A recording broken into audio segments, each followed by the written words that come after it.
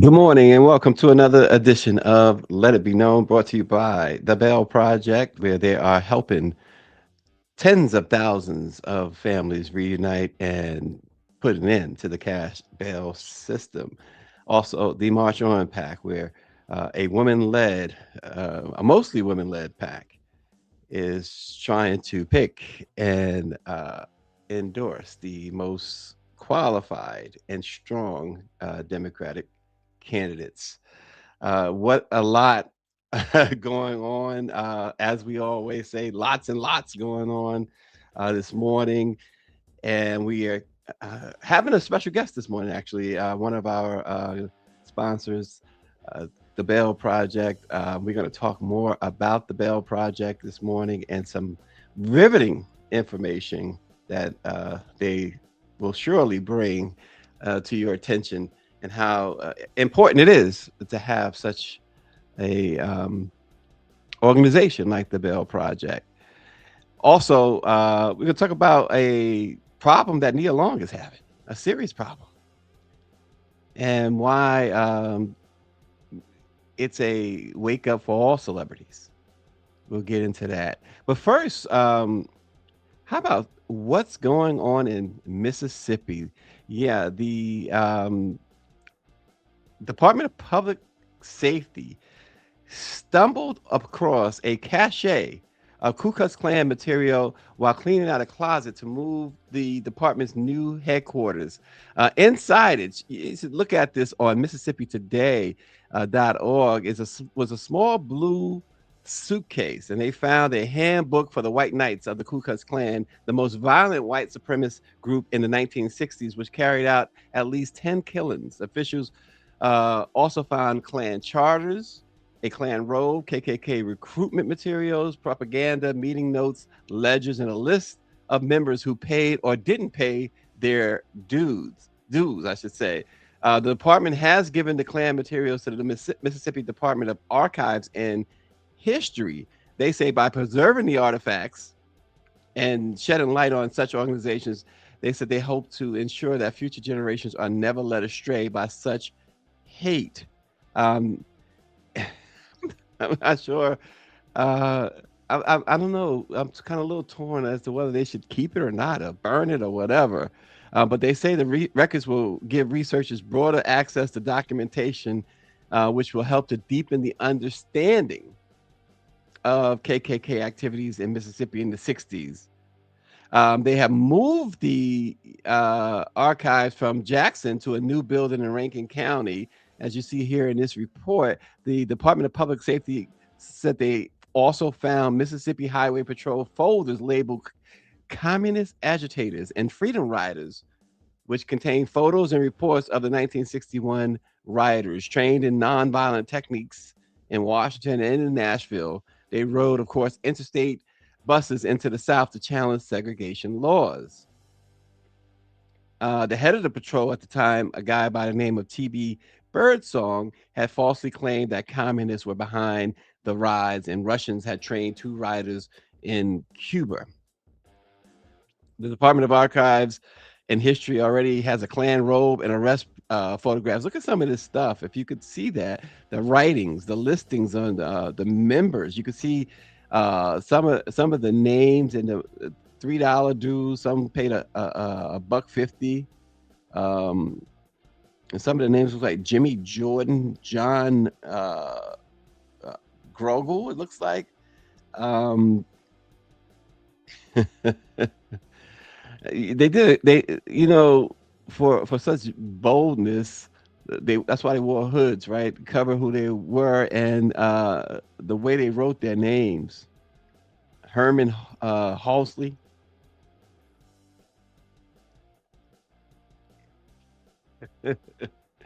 I mean, this is eh, it's an incredible find, really. And you got to remember the White Knights charter, and you see it here. Um, told Klansmen they had the quote sacred responsibility for preserving Christian civilization, and they had the task of effectively and intelligently, quote unquote, destroying any and all agents of Satan. It says, "Whensoever they may detect any such demons in human flesh at their evil and treasonous work." Now, it's sort of like language we hear now, today, right? But there's the charter, and it's really interesting. And we remember that, the Klansmen, this particular, group, is the one who killed the civil rights workers, James Chaney, Andrew Goodman, and, Michael Schwerner, um, in Neshoba County back in 1964. They buried their bodies, of course, until the FBI was able to come in and find out what happened.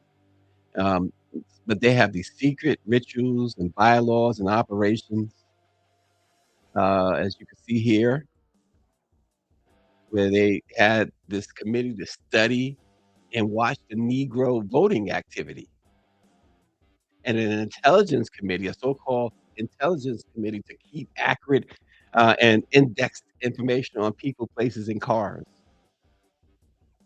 Some really, really crazy stuff. What a find this is. One page, it says here in the Mississippi Today report features a drawing of the proper way to set up white knights meetings. And a former Klansman have described a sword on top of a Bible turned to the passage from Romans 12:1 in the King James Version of the Bible, where it says, "I beseech you, therefore, brethren, by the mercies of God, that ye present your bodies a living sacrifice, holy, acceptable unto God, which is your reasonable service." You talk about taking things way out of context.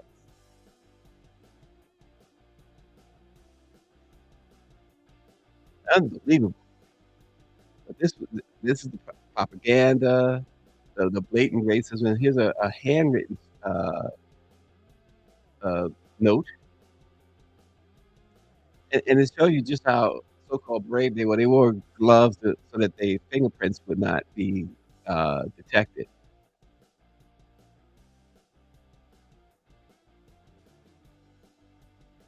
Like V says, "But folks will have you believe that Black Lives Matter is the problem, DEI is the problem, affirmative action, critical race theory, and all the woke stuff."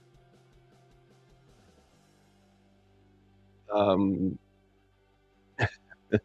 RNG says, "Look at those names on that list. I have found at least 2 of them who were still alive."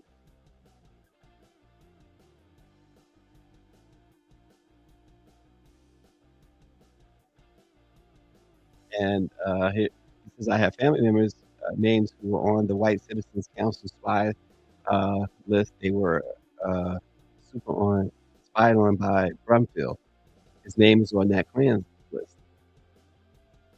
Yeah. Then they'll have you say, "Okay," it's the same thing with who was it? Was it, oh gosh, the Emmett Till situation. Um, "Well, all these decades have passed, leave these people alone." No. Tell tell that to Bill Cosby, who they hit with $60 million judgment, the other day. All these decades have passed, leave him alone, right? What's good for the goose? But, this is those who are still alive, RNG to your point and to others, those who are still alive, uh, yeah, I don't care how old they are. There's no statute of limitation on murder, right? Could you imagine the blood that they spilled? Those who are still alive, prosecute 'em. Not this DOJ won't, not that this DOJ would, but come on. Drag them out of the nursing home if you have to. ONG says the Klan charter is originally from Louisiana. These are the type of, crimes that, they in the moment, they're horrible, despicable, and as time goes on, they still are horrible and despicable.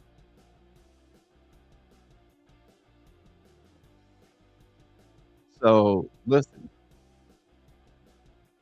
I'm all for prosecuting them now. They made these discoveries. They have information that presumably they never had before. Prosecute. There's obvious victims. As much as some of these ingrates are still alive, some of victims' families are still alive. So give them some justice. Yes, exactly. Might be go after their estate for those who are not alive.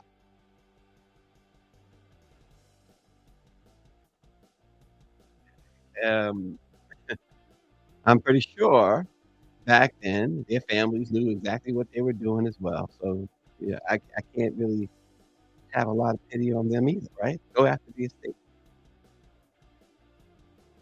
Why not? I'm gonna switch uh gears, folks. You see anybody see this? With all the chaos that's going on at the airports, the lack of TSA workers because they're not getting paid. Look at this guy, a baggage handler at Los Angeles International Airport, facing the music online after he was caught hurling expensive guitars onto the tarmac. This video was posted on TikTok and seen by more than 4 million people on TikTok. It's unclear which airline that this individual works for. However, however, I mean, you got to find out who this guy is and who the airline is. This is extremely unacceptable.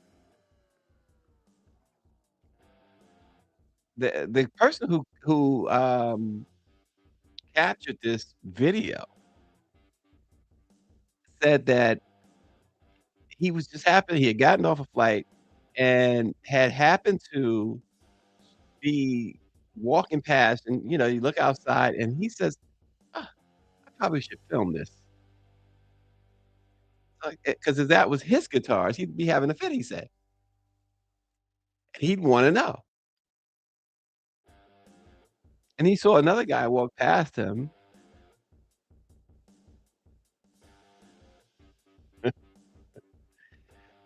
Wow.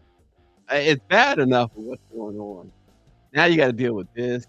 You gotta deal with ICE at the airport. You gotta deal with, a lack of air traffic controllers, TSA calling out because they're not getting paid. I can't blame them.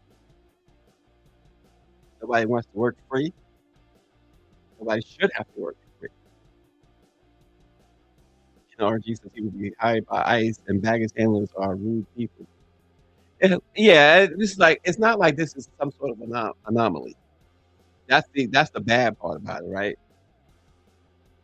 I mean, I've looked out the window and seen baggage handlers, that I felt not as blatant as this, but I felt like, man, they should be handling people's packages with a little bit more care. I think it's a shame, but unfortunately not surprising. And that's the part, as they say, that part, not surprising. And that's the shame of it all that none of us are surprised.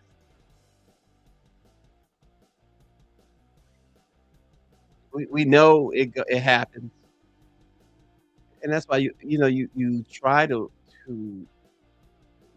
at least some of us, we try to, uh, wrap stuff up nicely and tightly and, do everything we can to, protect our, what's in our luggage.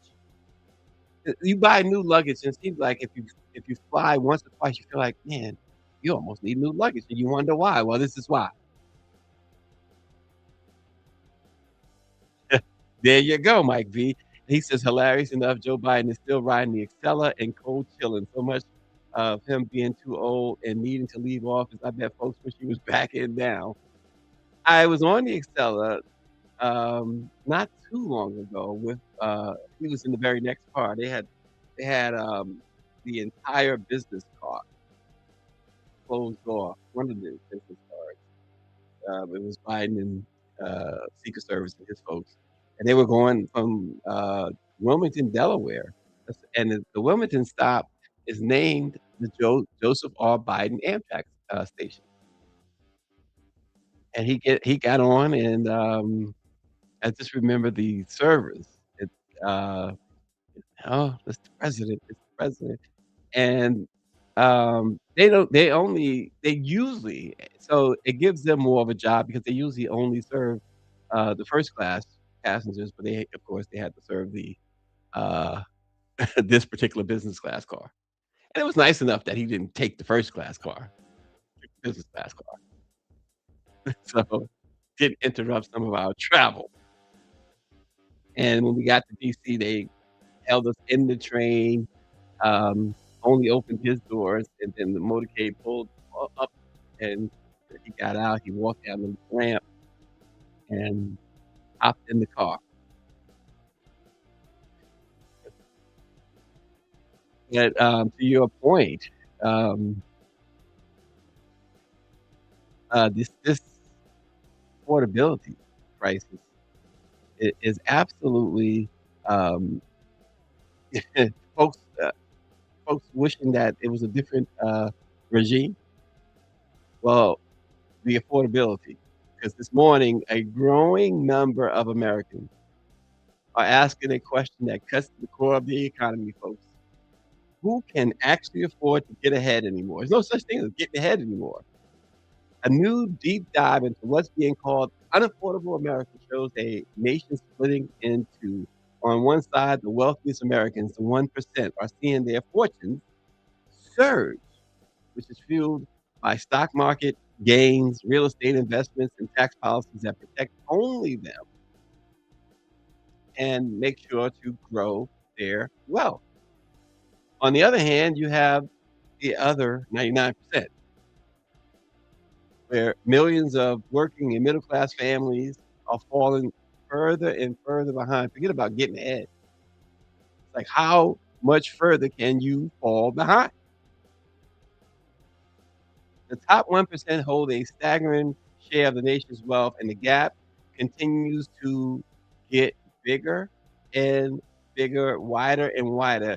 Um, one piece of data says that if you had $100 in 2021, it's worth only about $80 today. At the grocery store, families say bills that once ran $130 are now hitting $250.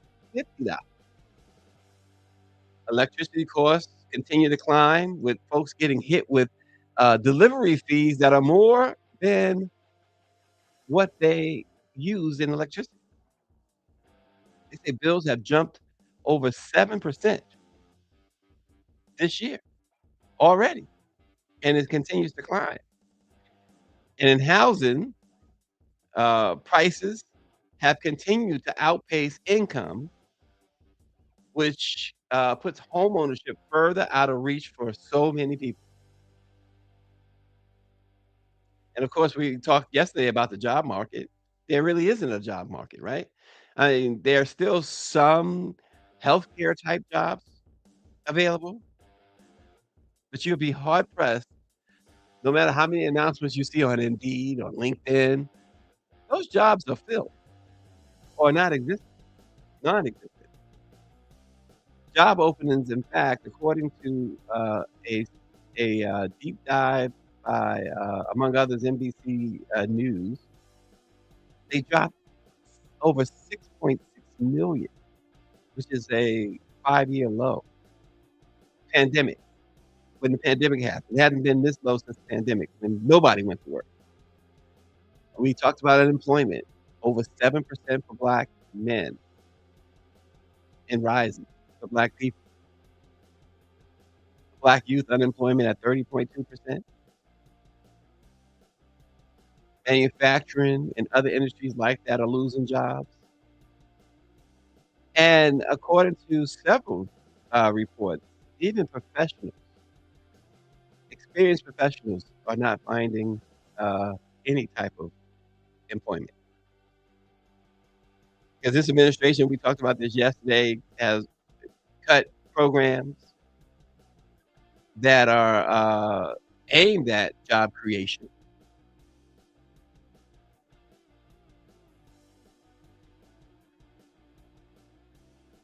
And, among other things. So it's been quite a devastating turn of events, in this country over the past year plus. RNG says those data centers are the problem. They are making energy prices skyrocket. And Mike V asked the question, "Where are all the black men who voted for this administration? Where's Byron Donalds and Wesley Hunt?" It's amazing because people we got another glimpse, and hate to be such the naysayer, but we got another glimpse yesterday. It was an election in Florida in Donald Trump's district, Mar-a-Lago district, where a Democrat upset a candidate backed by Trump and Byron Donalds. He's a black candidate too, a black, MAGA guy, lost. And so it gives us a glimpse as to why, this administration is pushing the Supreme Court to make rulings that are going to, uh, basically prevent people from casting a vote in the midterms.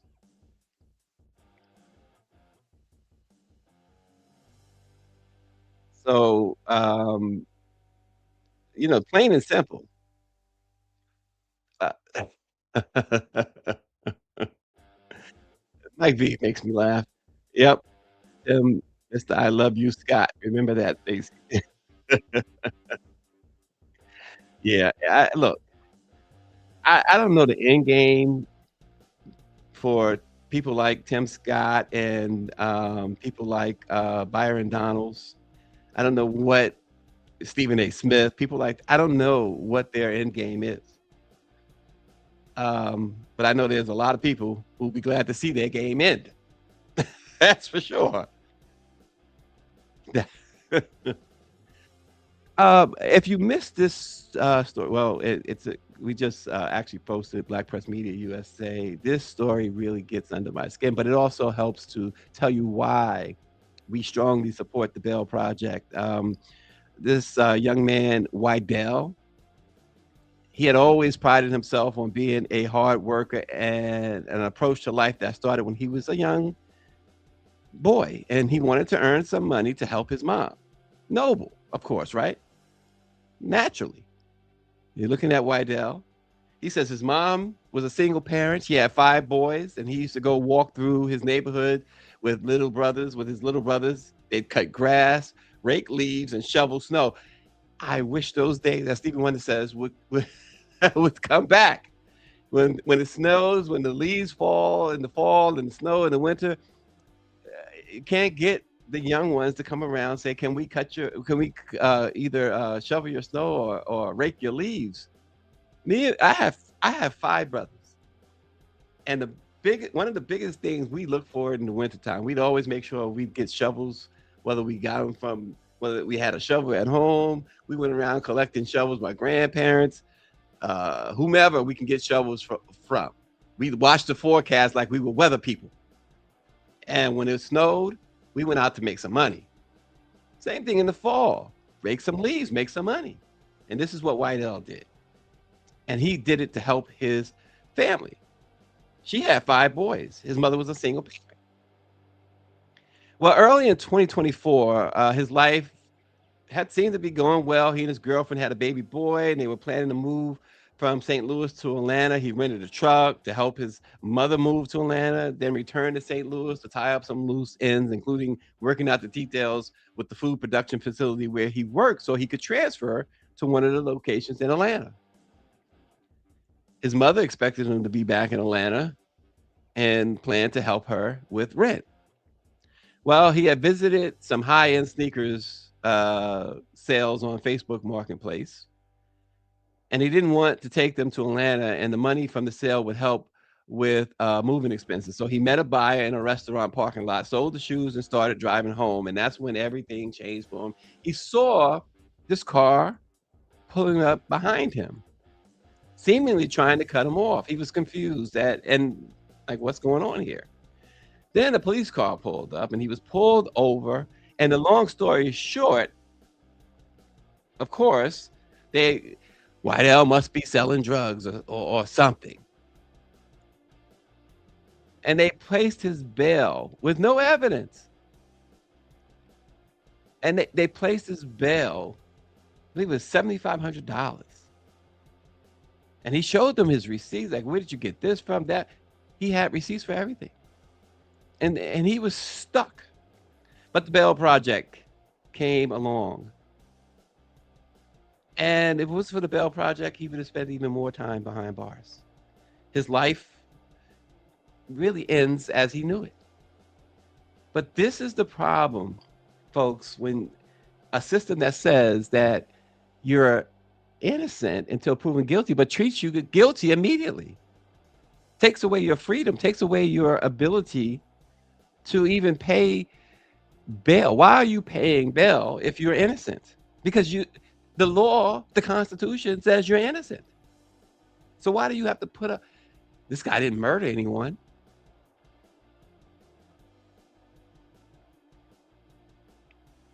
Yet Whitell was paying some consequences as if he was convicted and charged and sentenced.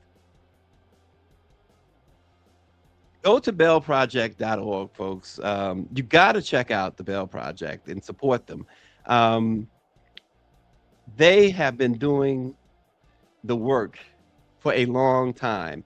And March, folks, is National Criminal Justice Month.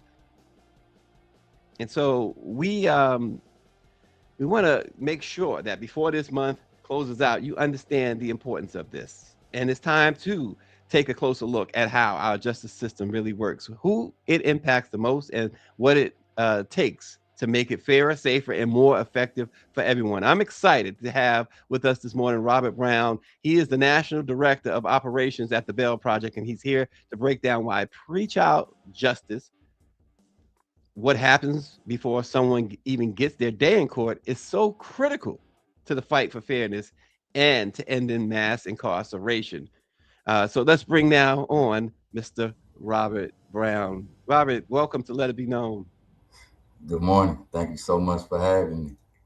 Absolutely, it's an absolute privilege. Robert, first let's jump right into it. Can you start off by telling us a little bit about yourself and your work at the Bell Project? Of course. So also I want to say you did a brilliant job of kind of summarizing the scenario. So that was a great segue to bringing me on. Say it as simply as I know how, the Bell Project, we're a national nonprofit, and our mission is to end cash bail. And ultimately, we'll do that by proving that there's a system that's based on support, not wealth, that's actually fairer and safer than the one that exists. And simply, we believe that nobody should be held in jail simply because they can't afford the price tag that's been placed on their freedom. Yeah, absolutely. And when we see that all the time, unfortunately, we see that so much, unfortunately. And Robert, you've spoken openly about your own experience with cash bail. Can you take us back to that moment and how it shaped your understanding of the system? Yeah. So I was 16 years old. Um, I was alleged to have committed assault that I didn't commit. I was arrested, was being tried as an adult. So I was taken to adult facility. Because I was a juvenile, I was kept in solitary confinement because I wasn't allowed to be able to mix with the adult population. Was kept there for months. I think my bail started off at $100,000. I think later Uh, it was brought down to 50,000. For me, that might as well have been 50 million.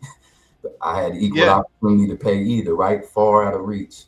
Um, my girlfriend at the time, who is now my wife, was at home with my newborn son. And while I'm in there, just in a room by myself and feel like my life's falling apart, I'm confused. I don't have information.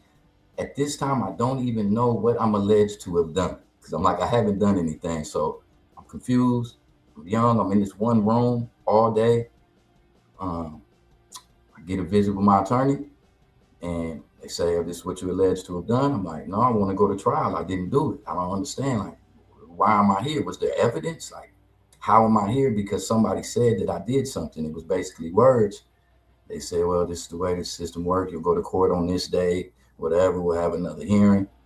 Ultimately, they come back later and say, oh, we got an opportunity. You can take this plea deal. So these years that you were looking at initially, Now, if you would sign this, you can just do it 2 years. Like 2 Mm. years? No, I can't.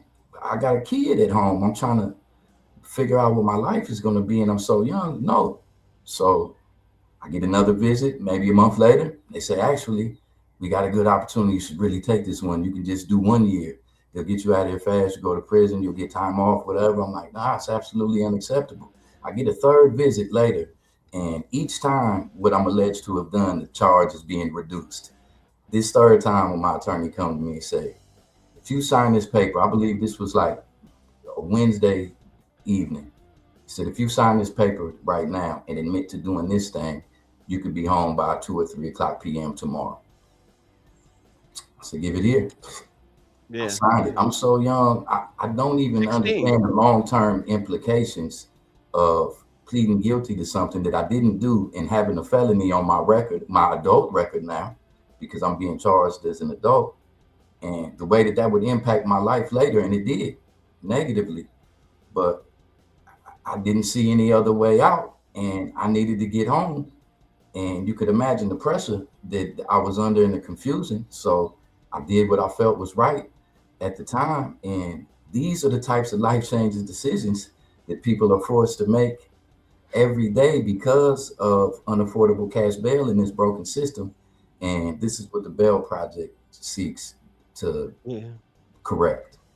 Yeah, absolutely. And we'll get into more of that too. But I want to stick for just a moment with your story because folks struggle. And I know it wasn't easy for you to recover from that if you've ever fully recovered. Talk about that part of it and let us know how were you able to, if you were able to make a breakthrough.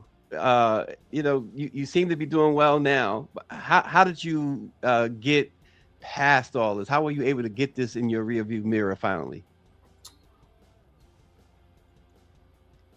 It was through support of others. I mean, it took a belief in myself, and I was so young.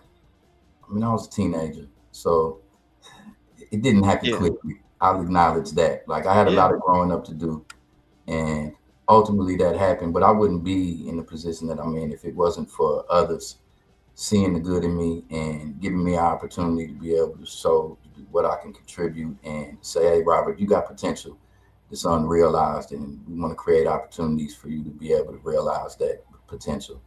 So, really, that's at the root of all of my success is just somebody's belief in me and me being able to translate that into belief in myself and the support of my family and people around me. So, that's why it's so yeah, important to me to try to pay that forward and to create opportunities for others and give people a leg up. yeah, absolutely. And Robert, there are so many inequities across the criminal justice system, as we know. This is why is this particular part, the pretrial system, such an important place to focus? Can you just expand upon that a little bit? Yeah. So the best way I know how to explain is just say, let's start with the scope so people can understand how big this problem actually is. Like on any given day in America, there are roughly 700,000 people in jails across America. More than 60% of those people are there because they can't afford their bail. That's a little over 400,000 people. So if we think about that's like a city like New Orleans or Long Beach, California, right? That many people are in jail because they can't afford their bail. And that is really like the front door to this system. So the moment that an unaffordable cash bail is set, all of these ripple effects that are damaging start to go in place. And there are people who, in my case, it was just some months that I was in there, but it can be weeks, it can be months. And if you were to take it to trial, it may even be years that you could do in jail prior to even being convicted of a crime. And you can imagine what will happen in that time. People lose their homes, they lose their jobs, lose custody of Right. their children, they get kicked out of school. All of these unimaginable things happen to somebody who's legally innocent in an effort to try to fight for their freedom. And the pressure to plead guilty under those circumstances is tremendous. So we know that. So by focusing on this area of pretrial reform, it's an Yeah. early intervention to say we want to combat mass incarceration before it begins. And we know that This is one of the biggest drivers of mass Right. incarceration. And there are people who can safely and rightfully should be released back into the community and be able to reconnect with their families. For the clients that we serve, and we're in multiple jurisdictions, um, some Yep. places as few as 20% of those people end up getting all of their cases dismissed. In some places, that number is as high as 70% of the clients that we serve get all of their cases dismissed, which means rightfully they should have never been there. And they were Exactly. only there because they didn't have the money to pay and purchase their freedom. And that's a staggering number, but that really just to illustrate the damage that's done by this broken system and why it's so important to intervene early. Yeah. Wow. Absolutely. So, again, so for those who may not really understand, what does the Bail Project do differently, and how does it help address these issues on the ground? So this is the way that it happens. Somebody's arrested and we get referrals. This is from private attorneys, sometimes from public defenders, typically from family members or community members to say, hey, I have a client or a loved one that's in jail. They can't afford their bail. Um, that team that I oversee, which is our direct services department, our operations folks, we have bail advocates. They'll go in to the jail, they'll do an interview, they do an individualized assessment, which is really an intake to say, hey, what are the potential barriers that will prevent you from being able to successfully return to court and get this completed? We'll say, do you have any third party contacts, people that we can try to put together and encourage a network that can support you during this time? Once we have that information, we determine if bail can be paid. If so, we pay the bail. As soon as the person's released, we're going to contact you afterward. We're going to follow up on all of the barriers that you identified. If you had any needs, see if we can facilitate a connection to voluntary supportive services in the community. We'll send you court notifications a week ahead of time, the day before, the day of court. If you need transportation to and from court or any other court mandated services, we're going to provide that. And we're going to do this for the entirety of your case. And we do this to demonstrate that when you do this, people return to court over 90% of the time. And this is actually something that the system could and should do, but our organization needs to stand in that gap for people right now. And that's what you do. Such a wonderful job with that as well. And for some people, Robert, that worry that eliminating cash bail would impact public safety. What does the data, what does the information and your experience, more importantly, show? Glad you asked that because I think that that's like the most prevalent misconception is that these people are criminals. You put criminals back on the street. So you said it, but I just want to keep saying this. The Hmm. people that we're talking about are people that a judge has determined are eligible to return to the community. They simply don't have the money and they're presumed innocent, legally innocent, and haven't been found guilty. So, on the claim that this would impact safety, it's not factually supported. There's multiple studies, and all of them show that there's no statistically significant connection between bail reform and crime rates. And there are places that have successfully passed bail reform in Illinois, in DC, in New Jersey. And afterward, crime actually dropped after that cash bail system was replaced with a safety based assessment. Hmm. So there's that. The other one is, oh, people don't have their own money on the line. There's no incentive. They don't have their collateral up. They won't come back to court. So, as you've said, and as I've said, we've supported 40,000 clients. Some of these through some other pilot programs, 35,000 or more of these through actually paying their bond. And this has shown that when you address the practical barriers to somebody coming back to court, all they actually needed was support. And when they have that, regardless of if their own money is on the line or not, they're going to come back to court the overwhelming majority of the time. So those kind of sentiments suggest that somebody who has money is more responsible in some way, and that's actually offensive Yeah, as yeah. first, right? And even if it's at its best, giving somebody the benefit of the doubt and just saying, okay, you're genuinely uninformed about this. In the best scenario, it's flat out wrong and false. That's a great point, Robert. Real great point. You've worked with so many people navigating this system. Are there any stories that really illustrate why this work, the work of the Bell Project, matters? Yeah, I'll say this. Um, I saw that you were talking about Rydell in St. Louis, and that's somebody that I haven't met personally, but I was aware of. And when I read that story, I just saw so many parallels between his experience and my own, just being a young father, being confused, being held in jail, alleged to have done something that you didn't do. So that one really connected closely to me. But there's a woman in Tulsa, Oklahoma that we were able to help. She was 65 years old. She Mm. was a retiree. She was in jail for shoplifting food, and her SNAP benefits had been cut off. She had an $800 bail that she couldn't afford. I mean, she can't afford to feed herself at this point. There's no way she could afford an $800 bail. And she spent weeks in there. While she was in jail, she was actually grieving the loss of her son at the same time. It's tragic. And, we were able to intervene and support. And after she got out, there was supports in the community. The team was able to facilitate a connection. She got connected with a food pantry. She got housing assistance. Ultimately, she got into a safe apartment.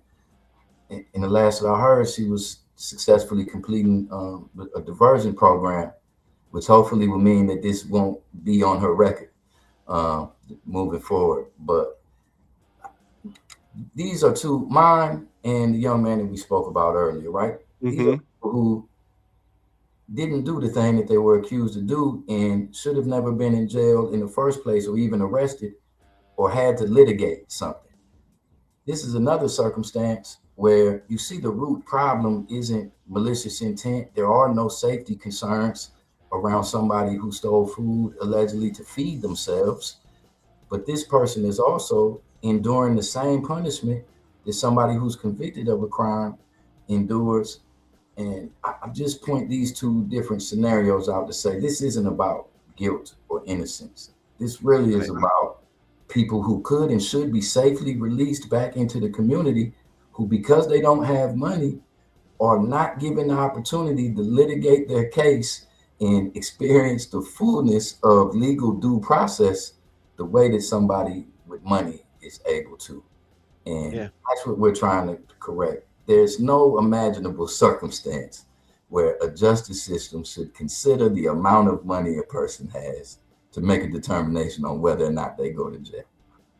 Yeah, and you mentioned something I think is also very important as far as what the Bell Project does. A lot of people, even hearing this might say, okay, they will help us get bail, but it's more to it than just that, right? Yes, sir. So, Talk about the services and other things that you help facilitate for people incarcerated. yeah, so bail is obviously the first and biggest part because you have zero opportunities if you're in jail.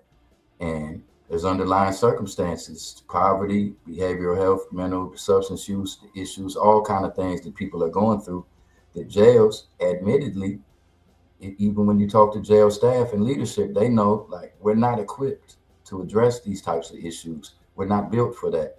So once we're able to get somebody out of jail, we know that just given the opportunity, people would typically choose to resolve their own issues. And we're going to provide court notifications, reminders, transportation support, and this is to and from court. But this is also if you have court mandated appointments that need to be held, pretrial services appointments, if you have social service appointments that you need to go to, behavioral health, mental health support, substance use support, whatever it is.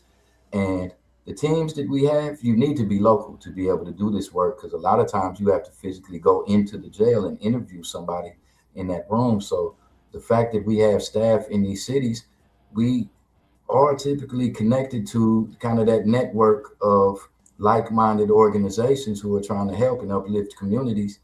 And frequently we're able to leverage those relationships to facilitate support. So if somebody says, you know, I've been struggling with mental health issues, I've been diagnosed previously, I used to be on medication, I no longer am.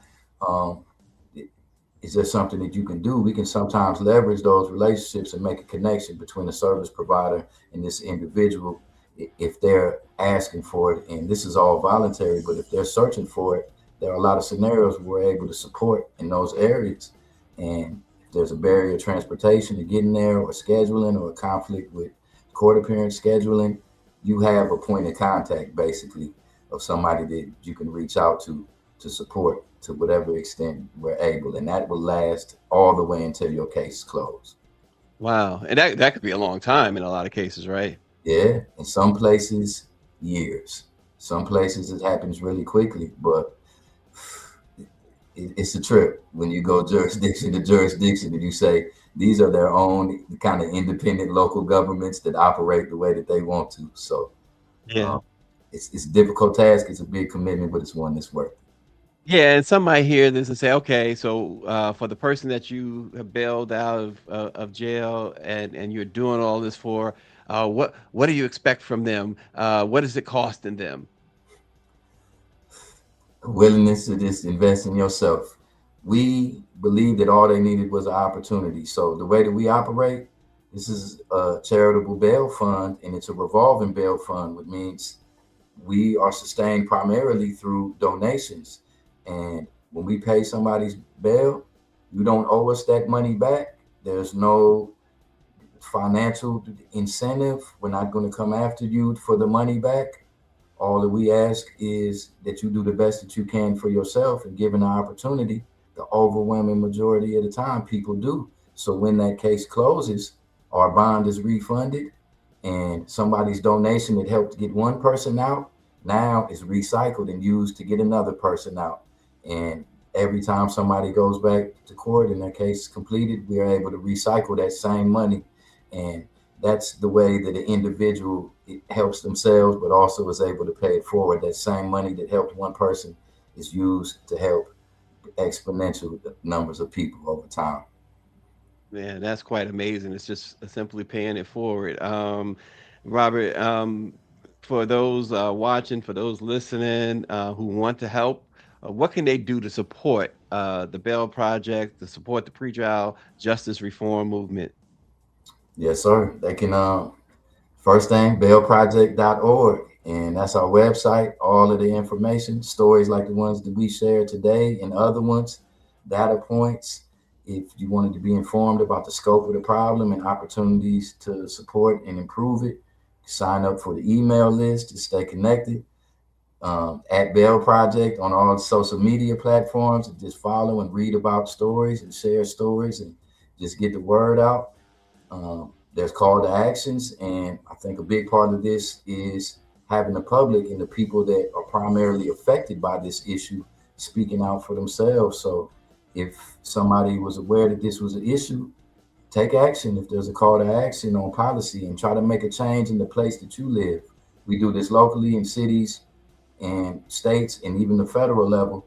But I think nothing's more powerful than the community standing up for themselves and taking action against something that treats them unfairly. So there's that.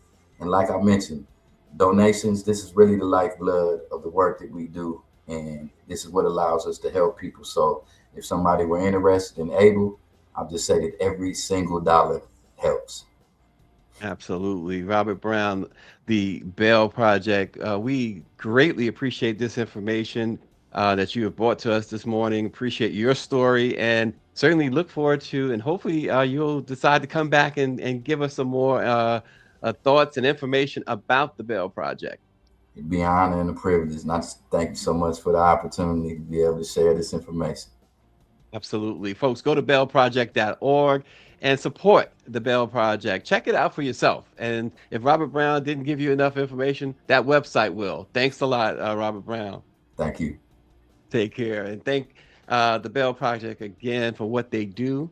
We continue to big up them because I know I knew someone, I should say, who really took advantage of that situation, who, benefited, I should say, not take advantage, but benefited from the Bell Project in a big way. So it's a great organization, and folks support it. Support it. Check out thebellproject.org. So we move our attention now to Hollywood. I would say a less serious situation, but it's a serious situation nonetheless involving Nia Long, folks. And this is it's a horror story more than anything. She took legal action this week after what she described as more than was it 2 years of unwanted contact from a woman who allegedly believes that the two share a romantic relationship.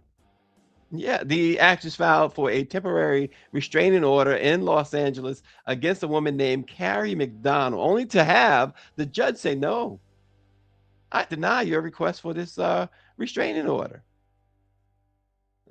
Nia Long says that this woman, Carrie McDonald, has subjected her to a sustained pattern of harassment dating back more than 2 years.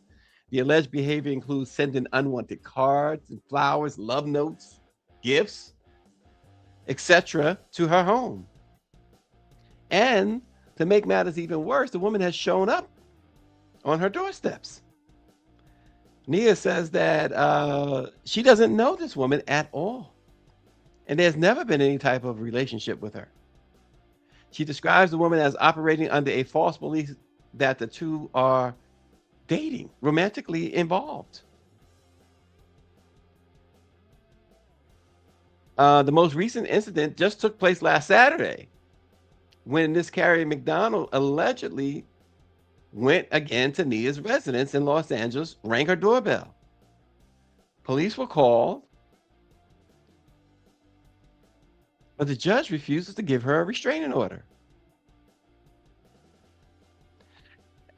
I don't understand that. Either you lock the girl up or give Nia the restraining order, right? She's not going to stop. And that is one of the harms of being in the spotlight. And people say, "Well, she's a celebrity. How come somebody can just walk up to her door?" Not all celebrities live behind these big gates and have security on presence. You have a security system like normal people.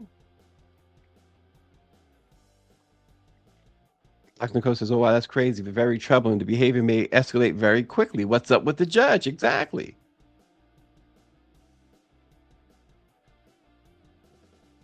It is very odd that the judge is not granting this restraining order. I mean, we could say, is it because she's black? I mean, we could. It's just you got to start wondering what are the reasons when police have been called. She doesn't know this woman. This woman's sending her all types of stuff to her house, coming to her house, and obviously delusional, saying that they have, they're in this relationship.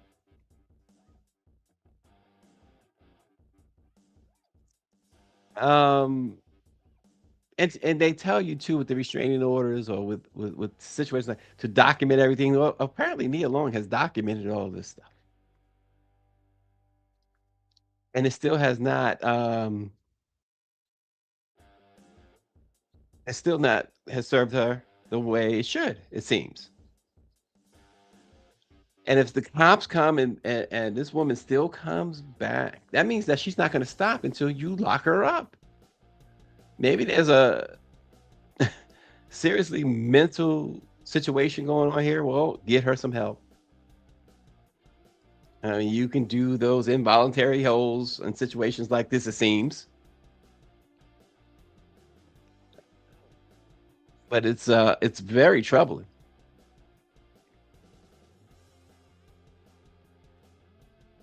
It's extremely troubling, but this is unfortunately a part of that whole being a celebrity. Unfortunately, that's part of it. That's a shame because people try they especially now in the social media era, you get on social media and this is their life. It just seems like we'd all have so much to do in our own lives that we don't have time to harass a celebrity who we don't know, whose job is to entertain us, and that's it. It's like a police officer's job is to protect and serve. Do we go and stalk them? Doctors to help to keep you well, preserve a life. Do we go and we stalk them? Teachers are to teach, help us to gain the knowledge we need to navigate the work world and other things. Do we go and stalk them? This world is twisted, y'all. It's twisted. But seriously, all the best to Nia Long on this, and hopefully she gets some sort of her attorneys find another judge. And it's a shame you got to go judge shopping, but she gets this restraining order, and the police do whatever they can to put a stop to this. That is it has to be scary for anybody. Um, yeah, celebrities put themselves in the spotlight, and um, but you still have to feel that, man, this is so dangerous. You have to feel the danger for Nia Long and any other celebrity who may be going through this. Many of them, or some of them at least, have had stalkers, men, women.